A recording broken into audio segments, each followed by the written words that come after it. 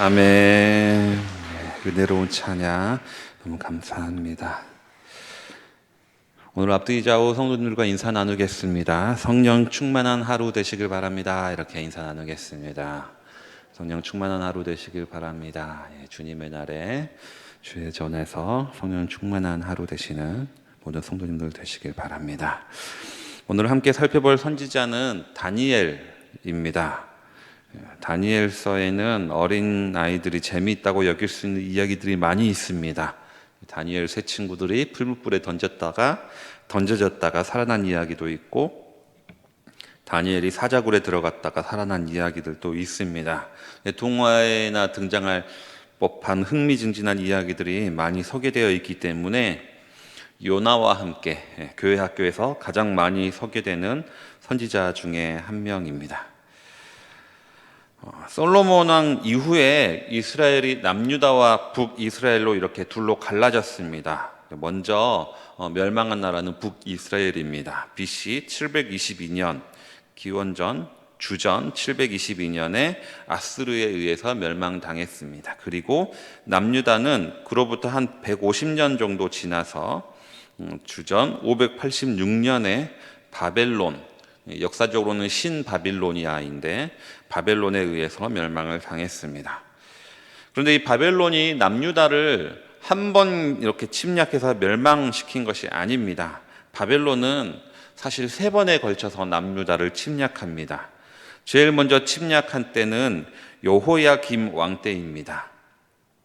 그 당시 에레미야는 이렇게 바벨론에게 항복하라고, 그게 우리 민족의 살길이라고 크게 외쳤지만 남유다는 바벨론에 항복하지 않았습니다. 그때 바벨론이 침략해와서 남유다를 정복하고 여호야김 왕을 포로로 잡아갔습니다. 그리고 그의 아들 여호야긴을 왕으로 세웠습니다. 그리고 왕으로 세운 다음에 이렇게 얘기하는 거죠. 이제부터 너는 우리나라의 속국이니까 우리 말 잘 들어야 된다. 이렇게 신신당부를 하고 돌아갑니다. 이스라엘 민족의 특징이 있는데 그 민족성이 이게 다른 민족의 지배를 받는 것을 극도로 싫어한다라는 겁니다. 틈만 나면 독립하고, 틈만 나면 배반하고, 틈만 나면 투쟁하고 하는 민족이 이스라엘 민족입니다. 왜냐하면 하나님이 자기 민족을 선택했다는 선민의식이 투철한 민족이기 때문에 그런 것이죠. 그렇기 때문에 이 바벨론의 지배에 순순히 응할 리가 없습니다. 여호야긴 왕 때 또다시 바벨론을 배반하게 되는 거죠. 바벨론이라는 나라가 사실 자신을 배반하는 민족은 철저하게 응징을 했지만 자신의 지배를 잘 받아들이는 나라에게는 상당히 관용적이고 또 자치권을 인정하는 우호적인 통치를 했던 제국입니다. 따라서 이 바벨론의 지배를 잘 받아들였다면 크게 피해 입지 않고 자신의 민족성, 유대인의 정체성을 유지할 수 있었습니다. 그렇기 때문에 하나님도 예레미야를 통해서 바벨론에게 항복하라고 그렇게 말씀하셨던 거죠. 그런데 여호야긴 왕이 바벨론을 다시 거부하고 2차 침략을 받게 됩니다.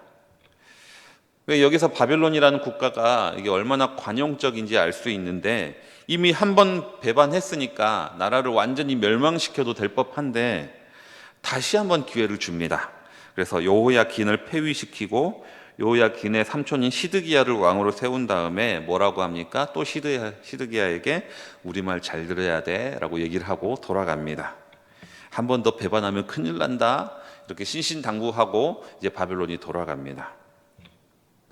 그런데 유대 민족이 이 바벨론의 통치를 순순히 받아들일 민족이 아닌 거죠. 다시 한번 배반을 합니다.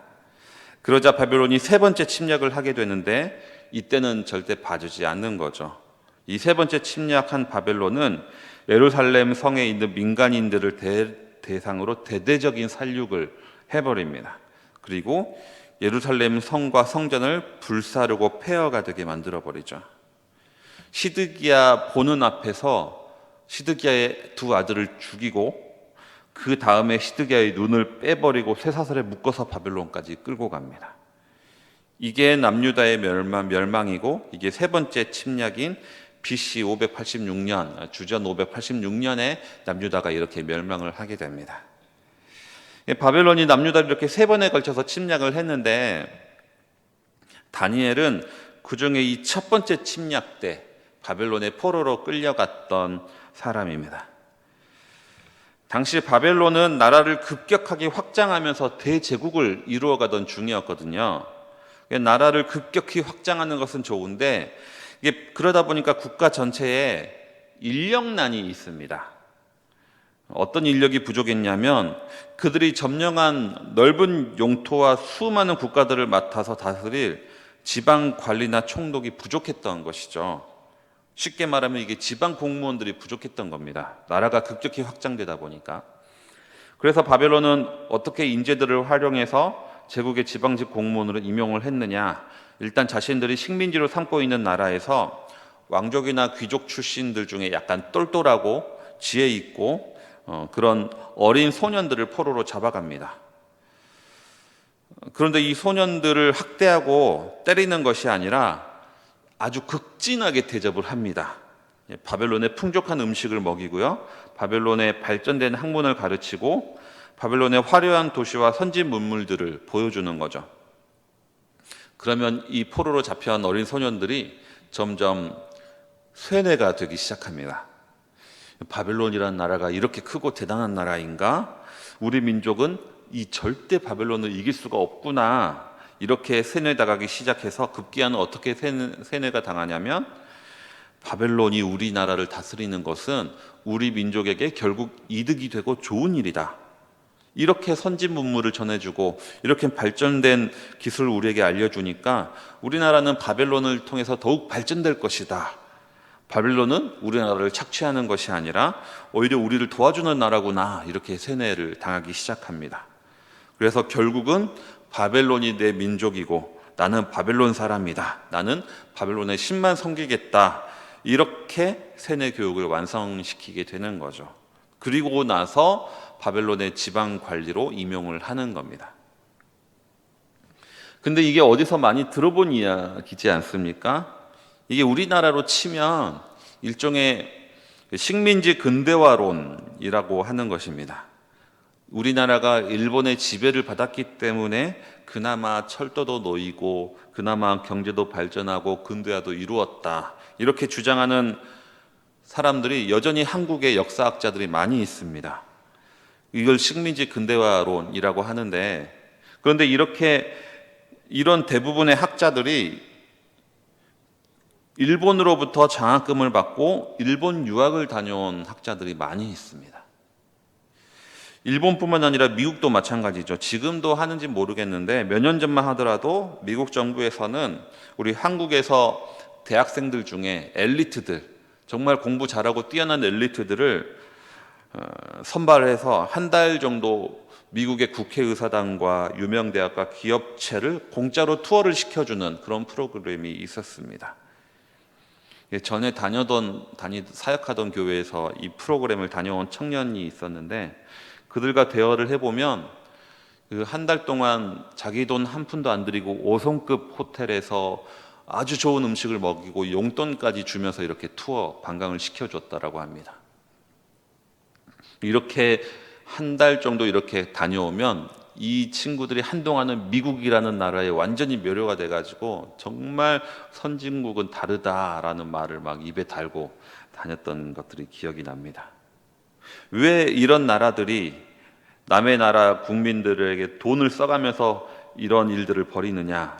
일종의 세뇌를 시키는 겁니다. 미국을 그리고 일본을 발전 상대를 보여주면서 우리나라가 잘 되려면 이렇게 미국처럼 해야 된다, 일본처럼 해야 된다라고 이야기하는 거죠. 그리고 이 나라들과 친하게 지내야 우리나라가 발전한다, 이러한 사고를 주입하는 겁니다.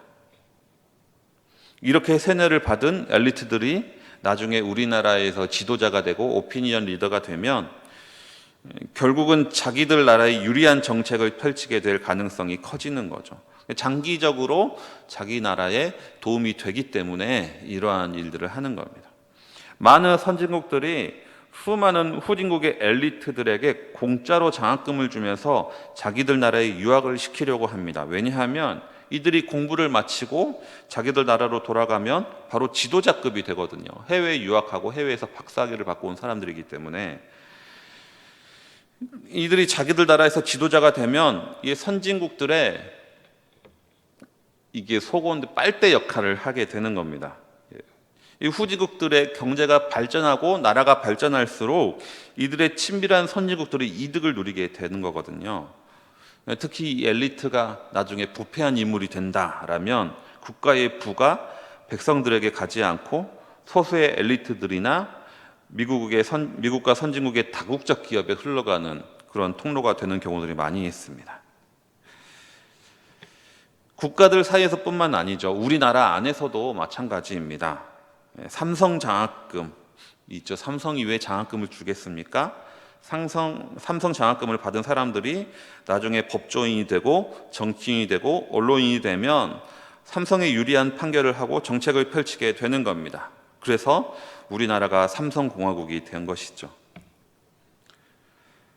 명성교회에서도 명성장학관을 세우고 명성장학금을 줍니다. 왜 주겠습니까? 독일에서 유학하는 신학생들에게 왜 명성교회가 장학금을 주겠습니까?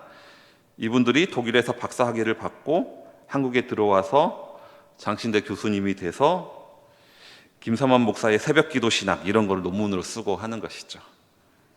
물론 가난한 이들을 돕고자 하는 순수한 마음도 있겠지만 100% 다 순수한가는 알 수가 없는 겁니다. 다니엘과 세 친구들이 그리고 다른 식민지 포로들이 바벨론의 포로로 잡혀갔지만 그들이 받는 대우는 포로가 아니었다는 겁니다. 엄청난 왕의 진미와 고기와 포도주로 먹이고 바벨론의 체계적인 교육과 선진 문물을 가르쳐 줍니다. 이들에게 찬란한 바벨론의 도시 문명과 지식의 풍요함을 온전히 누릴 수 있도록 해주는 거죠. 그런데 이것의 이면에는 무슨 의도가 있느냐? 바벨론의 질서와 사상으로 세뇌시키고자 하는 의도가 있다라는 겁니다. 겉으로 보기에는 좋은 것처럼 보이죠. 식민지 백성이라 할지라도 이렇게 차별하는 것이 아니라 실력만 있으면 얼마든지 나라에서 중요한 관직에 오를 수 있는 기회를 주는 것이기 때문에 겉으로 보면 좋은 것처럼 보입니다. 하지만 자신의 정체성을 지키고 내 민족주의를 지키고자 하는 이에게는 이것이 엄청난 핍박이고 유혹이 된다라는 것이죠. 그렇게 바벨론 질서 한가운데서 살아가게 된 다니엘과 그 세 친구들의 모습은 세속 사회에서 살아가는 그리스도인이 받는 유혹과 또는 핍박과 흡사합니다. 우리 그리스도인들이 보기에 이 세상 문물은 너무나 풍요롭고 우리 눈에 좋아 보이는 것이 많이 있습니다. 이 세상은 과학과 인문학, 철학 등을 공부하다 보면 우리가 믿는 신앙이라는 것은 너무나 원시적이고 비이성적인 것처럼 보여질 때가 많이 있습니다. 우리가 믿는 가치는 구시대적이고 나를 거룩하게 지키기 위해 불편하게 사는 것은 어리석은 것처럼 자꾸 이 세속사회는 우리를 세뇌시킵니다. 이 시대의 질서가 하나님의 섭리와 통치보다 더 우월한 것처럼 무의식적으로 우리를 유혹합니다. 이 시대의 화려함과 풍족함과 첨단 기술의 발전과 수많은 지식들의 향연들이 TV에 나오는 수많은 토론과 강연 프로그램들, 음악과 춤, 영화와 미디어들이 이렇게 우리를 세뇌시키고 있다는 것이죠. 마치 하나님 없어도 우리는 잘 살아갈 수 있을 것처럼 우리를 유혹합니다. 하나님 없이 사는 것이 참 자유인 것처럼 느끼도록 우리를 만들어갑니다. 그러나 하나님 없이 살아간다고 해서 우리가 자유롭게 되는 것은 절대 아니죠. 어린 소년들을 세뇌시킴으로 바벨론 문명과 느부갓네살의 충직한 종으로 만들어내려는 것처럼, 그리고 이 바벨론의 우상을 섬기도록 만드는 것처럼 우리를 세뇌시키는 이러한 시대 정신들은 결국 우리를 이 시대의 화려함과 기술들에게 얽매이고 우리를 종으로 만들게 됩니다. 이것을 뭐라고 하냐면 이걸 중독이라고 합니다. 현대인들에게 가장 심각한 3대 중독을 일중독과 알코올 중독과 함께 스마트폰 중독을 꼽습니다.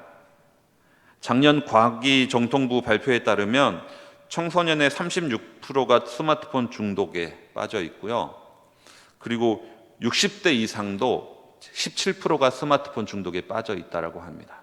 지금은 코로나로 인해서 아마 더 심각해졌을 것이라 생각이 됩니다. 필립 얀시는 성경에서 우상 숭배라고 부르는 것을 지금 현대인은 중독이라 부른다라고 이야기하고 있습니다. 우상 숭배가 현대인들에게는 중독의 형태로 나타난다라는 것이죠. 편리함과 풍족함 뒤에는 숨겨진 의도가 있습니다. 다니엘과 세 친구들은 그것을 알았던 것이죠. 그래서 그들은 뭐라고 선언합니까? 우리들은 채소만 먹겠습니다.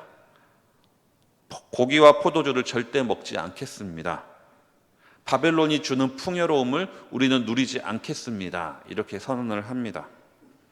바벨론이 가르치는 학문을 배우기는 하겠지만 여호와 하나님을 믿는 신앙 안에서 선택적으로 수용하겠다. 이것이 다니엘과 세 친구들이 뜻을 정한 것이죠. 이 두 가지를 굳이 현대어로 번역해 본다면 풍요로움을 누리지 않겠다라는 것은 자발적 불편 운동이라고 볼 수가 있습니다.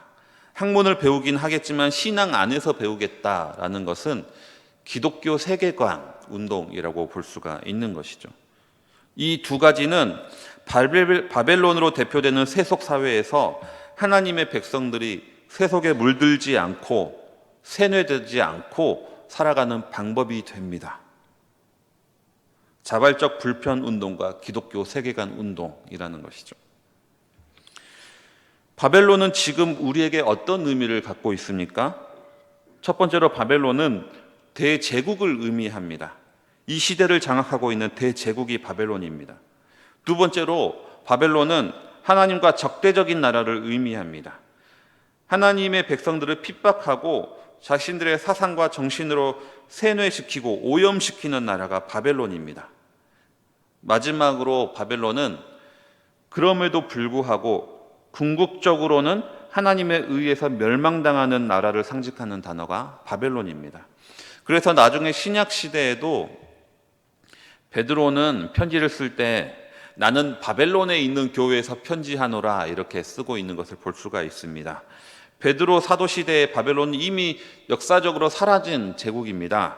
하지만 그럼에도 불구하고 자기가 사는 이 시대를 베드로는 바벨론의 시대라고 명명하는 것이죠. 바벨론은 상징적인 단어로 표현하는 겁니다. 당시는 로마 제국을 바벨론으로 표현했던 것이죠. 지금 우리도 살고 있는 이 세속 사회가 바벨론과 똑같습니다. 이 시대를 장악하고 있습니다. 이 시대를 장악하고 있는 대제국이 무엇입니까? 하나님의 통치 질서를 따르고자 하는 백성들을 자신들의 사상과 정신으로 세뇌시키는 것이 무엇입니까? 한번 고민해 봤으면 좋겠습니다. 인간이 돈을 섬기고 돈이 인간의 생명보다 더 가치 있게 여겨지는 황금의 제국일 수도 있습니다. 외모만 보고 디자인만 우선으로 여기는 미의 제국일 수도 있습니다. 스마트폰과 첨단 기술에 중독되게 만드는 기술의 제국일 수도 있습니다. 어떤 것들이 우리들에게 하나님의 통치하심보다 더 강력하고 선하며 우리의 행복하게 해줄 것처럼 거짓말을 믿게 만든다면 그것이 바로 바벨론인 것이죠.